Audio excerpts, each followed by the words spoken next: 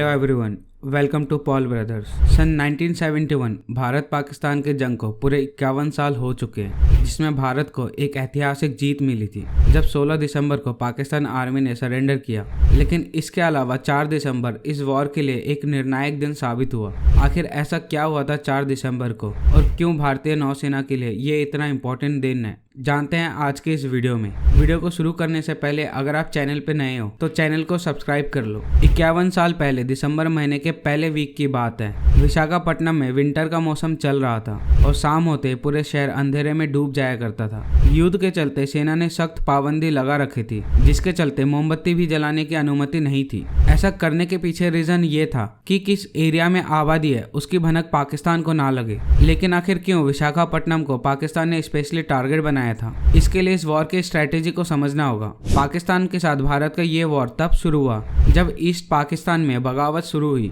Basically तब पाकिस्तान के 2 हिस्से हुआ करते थे, वेस्ट पाकिस्तान अभी पाकिस्तान है और दूसरा ईस्ट पाकिस्तान जो बांग्लादेश के नाम से जाना जाता है। ये वो दौर था जब ईस्ट पाकिस्तान के लोगों ने वेस्ट पाकिस्तान की आर्मी की तानाशाही से तंग होकर एक अलग देश की मांग करने लगे थे। इसके लिए ईस्ट पाकिस्तान में मास कॉन्फ्लिक्ट शुरू हो गया था और उस वक्त के हालात को देखते हुए तत्कालीन भारतीय प्रधानमंत्री इंदिरा गांधी ने ईस्ट पाकिस्तान में चल रहे कॉन्फ्लिक्ट को सपोर्ट करने का फैसला लिया था। जिसके बाद नवंबर के दूसरे हफ्ते में पाकिस्तान ने अपने लोगों को बता दिया कि वो भारत के साथ वॉर करने के लिए तैयार हो रहे हैं। जिसके बाद 30 नवंबर 1971 को पाकिस्तान ने भारत के खिलाफ जंग का ऐलान कर दिया। 3 दिसंबर को पाकिस्तान की सेना ने भारत के नेवी ठिकानों और पोर्ट को निशाना बनाया।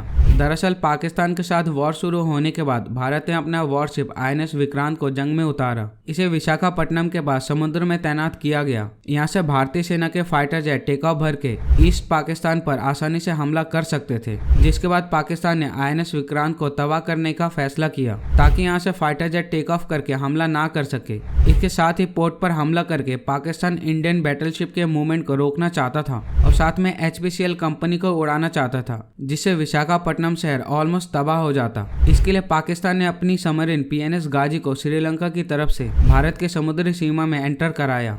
इस सबमरीन में 80 पाकिस्तानी मरीन और 10 ऑफिसर मौजूद थे। लेकिन इससे पहले PNS गाजी अपने मिशन में कामयाब होता, भारत के बैटलशिप INS राजपूत ने उस पर हमला कर दिया। जिसके बाद PNS गाजी तबाह हो गया, जिसके टुकड़े आज भी समुद्र के अंदर वहीं पड़े हुए हैं। लेकिन इंडियन नेवी ने PNS गाजी को किस तरह फंसाया, वो कमाल की स्ट्रेटेजी थी, क्योंकि PNS गाजी INS विक्रांत पर हमला करने के लिए आ रहा था। जिसके बाद जैसे ही गाजी भारत के समुद्री सीमा में एंटर हुआ, इंडियन नेवी ने एक डिकॉय ऑपरेशन चलाया, जिसमें ये बात फैला दी गई कि INS विक्रांत विशाखापट्टनम के पास मौजूद है। और ये ऑपरेशन इंडियन नेवी के वाइस एडमायरल कृष्णन के लीडरशिप में चलाया गया था। इस ऑपरेशन के चलते PNS गाजी जो पहले ईस्ट पाकिस्तान की ओर बढ़ रहा था, उसने अपना रास्ता बदलकर विशाखापट्टनम की ओर ले लिया और इसके बाद वो इंडियन बैटलशिप के टारगेट एरिया में आ गया। इसके बाद इंडियन नेवी के पूर्वी कमान ने मोर्चा संभाला और 3 दिसंबर की रात से लेकर 4 दिसंबर की सुबह के बीच पाकिस्तान नेवी के आधे से अधिक ठिकानों को तबाह कर दिया गया।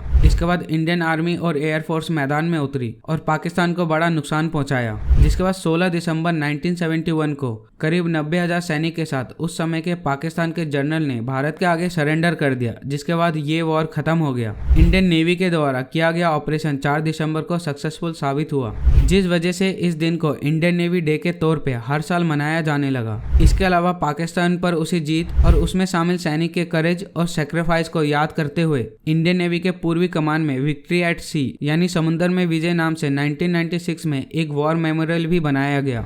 लेकिन क्यों विशाखापट्टनम के लोगों के लिए 4 दिसंबर एक खास दिन है जिसमें जश्न मनाया जाता है, तो इसके पीछे रीजन है। जब 1971 में युद्ध का ऐलान हुआ था, तब शुरू के कुछ दिनों में लोगों को कुछ समझ नहीं आया, आखिर एकदम से आर्मी और नेवी की गतिविधियां कैसे बढ़ गई। लेकिन जब वॉर की खबरें अखबारों में आने लगी, तब लोगों का डर बढ़ गया। लेकिन इसके बाद जब इंटेलिजेंस से रिपोर्ट आई कि पाकिस्तान विशाखापट्टनम पर हमला कर सकता है, तब आर्मी ने लोगों को घर से बाहर निकलने और रात में किसी भी तरह की लाइट ना जलाने का आदेश दिया। जिसके बाद पूरे दिन लोगों ने इस डर में बिताया कि आखिर कल का सूरज वो देख पाएंगे या नहीं। और अगर हम अपने आप को ऐसी सिचुएशन में रख के देखें, तब ये बात हम समझ पाएंगे कि कितना मुश्किल वक्त रहा होगा विशाखापट्टनम के लोगों के लिए। लेकिन उसके बाद जब 4 दिसंबर दिसंबर को इंडियन नेवी को अपने मिशन में कामयाबी मिली। उसके बाद 4 दिसंबर की सुबह विशाखापट्टनम के लोगों के लिए एक सुकून भरी सुबह थी, जिसमें लोग बिना डरे सांस ले सकते थे, घर के बाहर निकल सकते थे और अपने रोजमर्रा की जिंदगी में वापस लौट सकते थे। और इस सुकून भरे दिन के पीछे रीजन था इंडियन नेवी। और क्योंकि 4 दिसंबर को नौसेना दिवस के तौर पे मनाया जाता है और क्योंकि पाकिस्तान विशाखापट्टनम पर हमला करने वाला था, जिस वजह से नौसेना दिवस विशाखापट्टनम के लोगों के लिए एक खास दिन है और वहाँ के लोग इस दिन को जोर शोर से मनाते हैं। साथ ही विशाखापट्टनम नौसेना का पूर्वी कमान का बड़ा सेंटर है। नौसेना के इस पूर्वी कमान ने पाकिस्तान के नौसेना पर निर्णायक हमले को अंजाम दिया था, जिसमें भारत को जीत मिली थी। इसके अलावा 26 जनवरी 1950 को इंडियन नेवी को एस्टेब्लिश किया गया और तब से इंडियन नेवी नेशन को सर्व करती आ रही है।